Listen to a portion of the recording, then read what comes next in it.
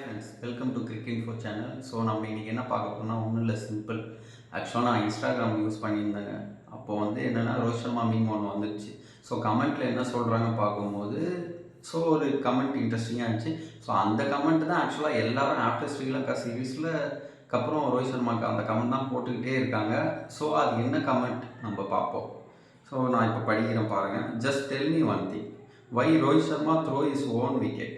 All of us know on this wicket his presence on the crease was needed.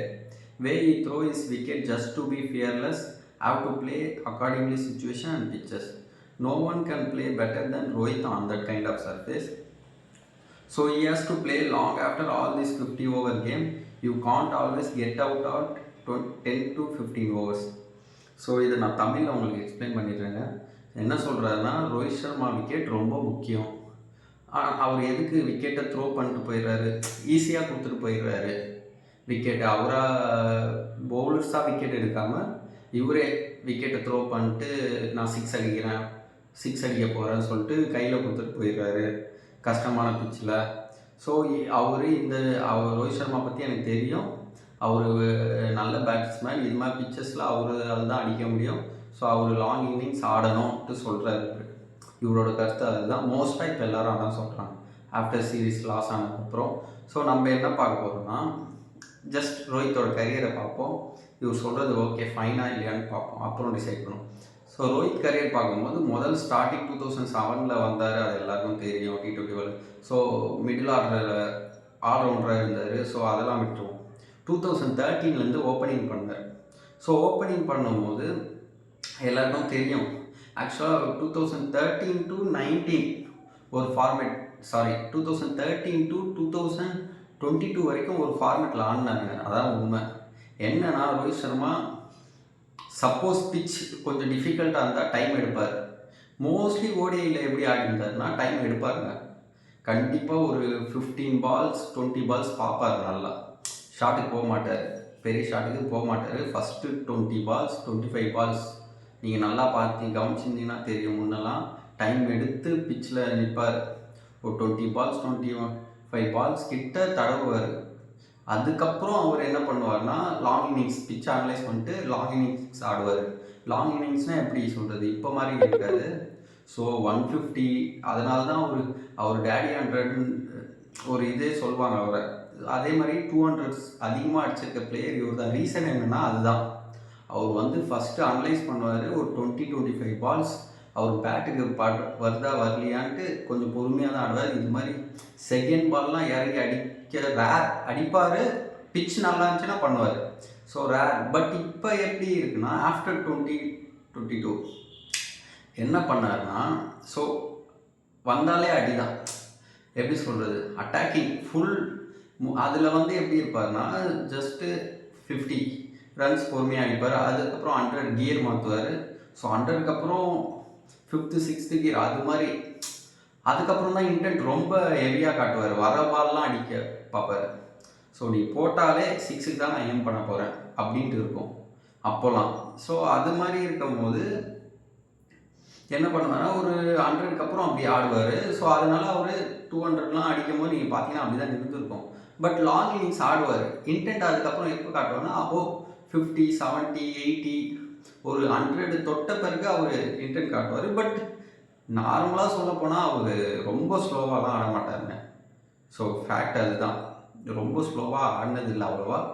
ஆனால் பிச்சுக்கு ஏற்ற மாதிரி முன்னே ஆடுவார். இப்போ அப்படி இல்லை. இப்போ வந்து என்ன பண்ணுறாருன்னா, இப்போ வந்து ஆஃப்டர் 2022 அந்த வேர்ல்டு கப், T20 வேர்ல்டு கப்புக்கு அப்புறம் என்ன பண்ணிட்டாருன்னா, அவர் டோட்டல் கேமே மாற்றிட்டார். நான் வந்து பவர் பிளேவை யூஸ் பண்ண போகிறேன். ஸோ இங்கே தான் மேட்ரு. நான் என்ன சொல்கிறேன்னா, ரோஹித் சர்மா இப்போ எப்படி ஆடுறாருன்றது தான் இது. பவர் பிளே சிம்பிளாக என்னென்னா, பவர் பிளே இருக்குங்க கிரிக்கெட்டில் வச்சுருக்காங்க. பவர் பிளே இல்லாமையும் வச்சுருக்கலாம். எதுக்கு பவர் பிளே தேவையில்லாமல்? பவர் பிளே இல்லாமல் ஆடலாமே. 20 ஓவர் 50 ஓவர். பவர் பிளே எதுக்குன்னா, பேட்ஸ்மேனுக்கு ஒரு அட்வான்டேஜ் கொடுக்கறது தான் கேமில். ஸோ அந்த அட்வான்டேஜை யூஸ் பண்ணணுமா இல்லையா? நார்மலான கொஸ்டின் தான். அட்வான்டேஜை யூஸ் பண்ணணுமா இல்லையா? ஃபீல்டர்ஸ் உள்ளே இருப்பாங்க, யூஸ் பண்ணணுமா இல்லையா? நீங்கள் சொல்லுங்கள். கண்டிப்பாக என்னை பொறுத்த வரைக்கும் பார்த்தா யூஸ் பண்ணணும். ஸோ அந்த அட்வான்டேஜை 10 ஓவரில் ஃபீல்டர்ஸ் உள்ளே இருக்கும்போது கண்டிப்பாக அதை யூஸ் பண்ணி தான் ஆகணும். என்னை பொறுத்த வரைக்கும் ரோஹித் சர்மாவோட மைண்ட் செட் அதுதான். 10 ஓவர் என் கையில் இருக்குது, நான் அந்த 10 ஓவரில் எவ்வளோ run, as many run possible அடிக்கணும்.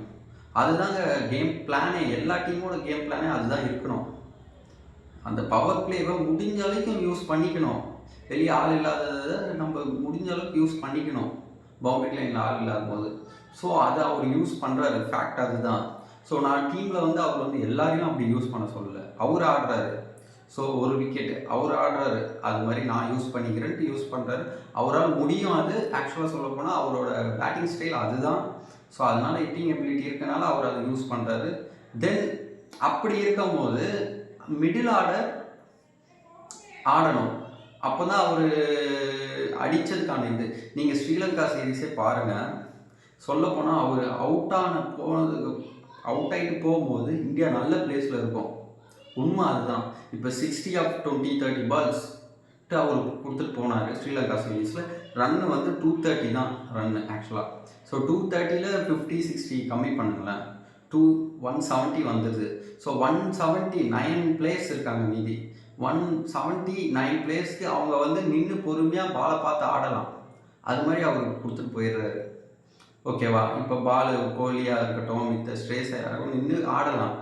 ஏன்னா ரன் ரேட்டை குறைச்சிட்டு போயிடுறாருன்னும் போது அது அட்வான்டேஜ் தான் தவிர டிஸ்அட்வான்டேஜ் கிடையாது டீமுக்கு. ஓகே, நீங்கள் சொல்லலாம் ரோஹித் அடிச்சிருந்தா 100 and 150 அடிச்சிருந்தா ஓகே, தட்ஸ் ஃபைன். அது அடிச்சிருந்தா ஜெயிச்சிருக்கும் தான், இல்லைன்னு. பட் அவர் ஒருத்தர் தான் பிளேயரா இந்தியன் டீமில், அவர் ஆடினா மட்டும்தான் வின் ஆகுமா அப்படின்ட்டு இருக்கக்கூடாது டீமு. ஆக்சுவலாக அப்படி இருந்தால் தான் நம்ம பெரிய பெரிய ஐசிசி ட்ராஃபில் தோற்றுட்டு வரோம். நீங்கள் நல்லா பாருங்கள், இப்போ ஐசிசி பாகிஸ்தான் ஒரு ஐசிசி சாம்பியன்ஸ் ட்ராஃபி ஜெயிச்சாங்க. ரீசன் என்னது? கோலி, ஷிகர் தவான், ரோஹித் டக் அவுட் ஆகிட்டு போனாங்களா? அதே மாதிரி தான் world cup most of the கஷ்டமான மேட்சஸில் நீங்கள் பாருங்கள். நான் பெர்ஃபார்ம் பண்ண மாட்டாங்கன்னு சொல்லல, பட் கஷ்டமான மேட்சஸ்லாம் அந்த ஃபஸ்ட் ஓவர் எல்லா டீம்லேயும் ஒரு பெரிய பவுலர் இருப்பாங்க. என்ன தான் பேட்ஸ்மேன் இருந்தாலும் அதுக்கேற்ற மாதிரி. இப்போ நம்ம இதில் பும்ரா இல்லையா, அது மாதிரி தான் பாகிஸ்தானில் ஷைன் ஆஃப்ரிடி, நியூசிலாண்டில் போல்ட். ஸோ அவங்களும் அதுக்கேற்ற மாதிரி ஸ்பெஷலிஸ்ட் பவுலர். அப்படி இருக்கும் போது விக்கெட் உள்ள தான் செய்யும்.